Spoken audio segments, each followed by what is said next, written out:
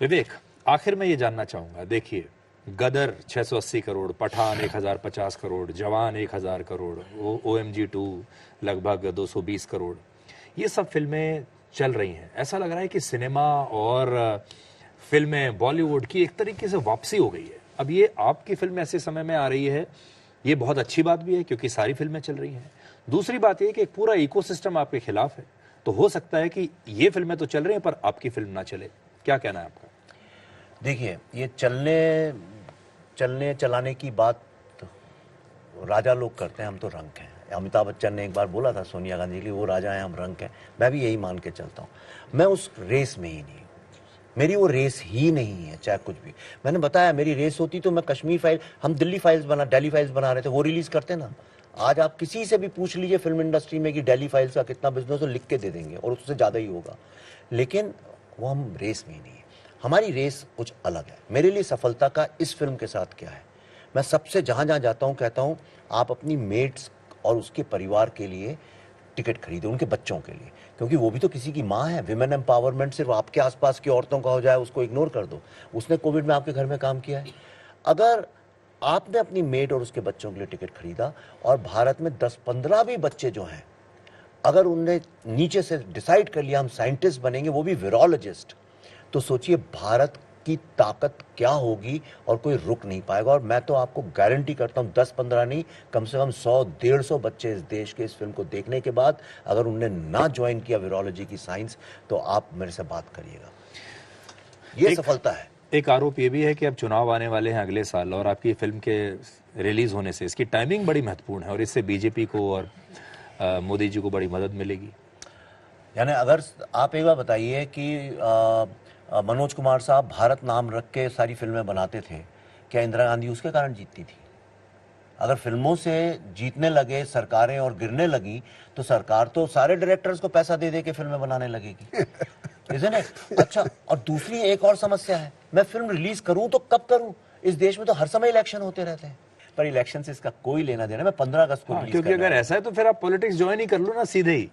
Politics मैं कभी join नहीं करूंगा, चाहे कुछ भी हो जाए। I am better off making political films than joining politics. ना आपने कभी सोचा है कि आप पॉलिटिक्स में आना चाहेंगे, चुनाव लड़ेंगे? मुझे तू अच्छा लगता है तो मैं बोलता हूँ, तू अच्छा लगता है, बुरा लगता है तो मैं इमीडिएट बोल देता हूँ। पार्टी में किसी के बारे में ऐसा बोलोगे दूसरे दिन मुझे हकाल देंगे, तो क्या कुछ जो हूँ मैं, क्योंकि यहाँ बाहर रह के वहाँ घुटन होती है यार। यहाँ मैं जो मुझे लगता है वो उल्टा सीधा जो भी होगा मैं बोल देता हूँ, वहाँ तो है नहीं। ये जो सोचेगा वही मुझे बोलना पड़ेगा, तो वो होगा नहीं। विवेक, आपने जब ये फिल्म का आपने शो रखा, स्पेशल शो, इसमें आपने एक खास मेहमान को बुलाया, नुपुर शर्मा को आपने बुलाया जी। और नुपुर शर्मा ने बहुत वर्षों के बाद कि इस तरह का कोई पब्लिक अपीयरेंस दिया है। अब वो अचानक से उसके बारे में चर्चा होने लगी कि नुपुर शर्मा को आपने क्यों बुलाया था? क्या नुपुर शर्मा के जरिए आप और पब्लिसिटी लेना चाहते थे?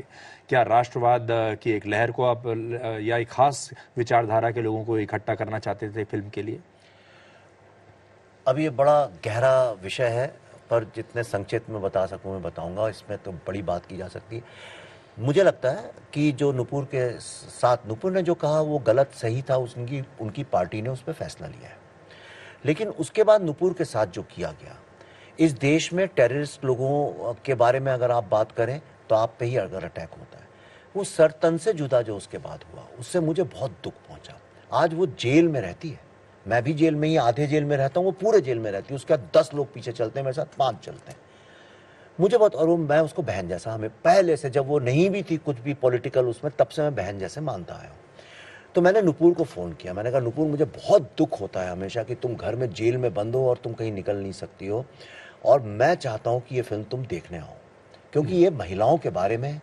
दूसरी बात ये है कि तुम अंदर रहोगी तो हमेशा सबको ये लगता है कि किसी ने कुछ बोल दिया, तुम डर के अंदर बैठ गई, और ये डर अच्छा नहीं है। इससे गुंडे लोगों को ताकत मिलती है। नुपुर के अंदर रहने से इन लोगों की ताकत बढ़ती है। तो मैंने कहा तुम आओ।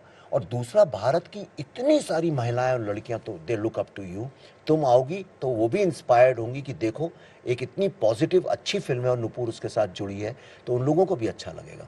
तो मैंने नुपुर से रिक्वेस्ट की, नुपुर आई, पहली बार घर से निकली और वहाँ सारे साइंटिस्ट सब लोगों के साथ आके उसको खड़ा किया। सारी दुनिया ने देखा और मुझे एक भाई की तरह मैंने अपना कर्तव्य पूरा किया। उसके पॉलिटिकल क्या रेपरकशंस होंगे मुझे उससे मतलब नहीं है। आखिरी सवाल, ये जो डर की आपने बात की, ये कोविड की वैक्सीन तो आ गई, ये जो डर है इसकी वैक्सीन और ये जो खास विचारधारा के लोग हैं, कोई अपने आप को फैक्ट चेकर कहता है, कोई किसी रोल में, कोई किसी भूमिका में, कोई किसी भूमिका में। कल प्रधानमंत्री जी ने भी कहा अर्बन नक्सल्स उन्होंने इस्तेमाल किया, जो आपका दिया हुआ शब्द है। ये अर्बन नक्सल्स की वैक्सीन कब आएगी ऐसी? आपके सामने बैठिए थोड़ी बहुत वैक्सीन बनाने का फॉर्मूला बैठा है, उसको लेके कोई जो चाहे वो कर सकता है। पर ये जो फिल्म है ना, आपको मैं ये तो फिल्म क्या है क्या नहीं होगा, पर ये फिल्म आपको इतना जरूर बताएगी कि भारत के दुश्मन कौन है और उन्हें कैसे पहचाना जाए, चाहे वो फिर पत्रकार क्यों ना हो। हम जो आम लोग हैं हमें मालूम नहीं होता ना कौन क्या है, कर रहा है, क्या कैसे चल रहा है, हमको बिल्कुल हम अनाड़ी है, हमको मालूम नहीं है। तो मैं भी वो पढ़ के मैंने कहा ये ऐसे था, ये ऐसे था, ये ऐसे था। अब ये तो जाहिर है, तो तेरे पास ज़्यादा पैसे है तो तू प्रमोशन के लिए ज़्यादा लगाएगा। अब एक ही वक्त जैसे 4 फिल्में रिलीज होती है, वैसे ही वैक्सीन की बात है, एक ही वक्त 4 वैक्सीन चल रही थी।